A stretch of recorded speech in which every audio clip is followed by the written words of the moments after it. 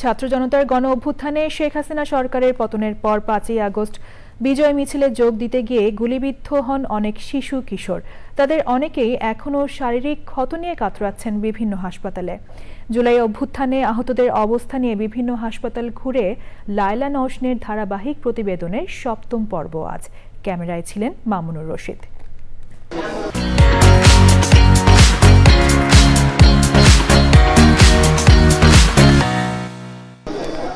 শিওরে উঠছে জাতীয় পতাকা। হাসপাতালের বিছানায় 17 বছর বয়সী সাব্বির শেখ। বুকের ভেতর যেন বাংলাদেশ। রাজধানীর গাবতলীর হলিফ্লাওয়ার মডেল হাই স্কুলের 10ম শ্রেণীর এই ছাত্র 5ই আগস্ট মিরপুরে গুলিবিদ্ধ হন। সেই ভয়াবহ স্মৃতি আজও তাকে তাড়া করে বেড়ায়। আগস্টের 5 তারিখে আমি সন্ধ্যা 5টার দিকে গণভবন থেকে বাসার উদ্দেশ্যে আসতেছিলাম। তখন আদাবরের সামনে পুলিশ এলোপাথারি গুলি শুরু করে। তখন আমার পায়ে বুলেট লাগছে। একটা গুলি লাগে এপার ওপার হয়ে গেছে গুলি লেগে। আর একটাই চাওয়া যাতে আমাদের জীবনটা জানি অচল না হয়, জীবনে আমরা কিছু কাজ করে খেতে পারি। ময়মনসিংহের ফুলবাড়িয়ার 9ম শ্রেণীর ছাত্র শাহিন আলম ঢাকায় দিনমজুর বাবা মায়ের কাছে বেড়াতে এসেছিলেন। শেখ হাসিনার পতনের পর বিজয় মিছিলে যোগ দিতে বের হয়ে উত্তরায় গুলিবিদ্ধ হন।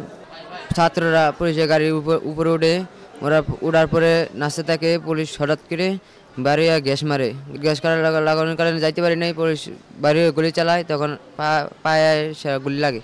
সন্তানের গুলিবিদ্ধ পা নিয়ে অনিশ্চিত এক যাত্রায় শাহিনের মা। বড় ছেলে মাথার সমস্যা, ওটা কাজকর্ম কিছু বোঝে না।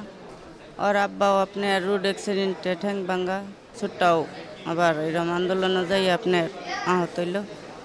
যাই হোক আহত হইল তো মনে করুন না কইতেছে আল্লাহ ফালাই থুয়ে গেছে পাত পাও।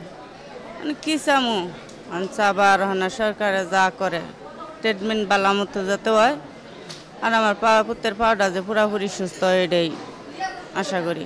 প্রায় 4 মাস ধরে রাজধানীর জাতীয় অর্থোপেডিক হাসপাতাল ও পুনর্বাসন প্রতিষ্ঠান নিটোরে চিকিৎসাধীন জুলাই অভ্যুত্থানে আহতদের প্রত্যাশা দেশের জন্য ছাত্র জনতার ত্যাগ যেন বৃথা না যায়। Laila Nowshin, channel I, Dhaka.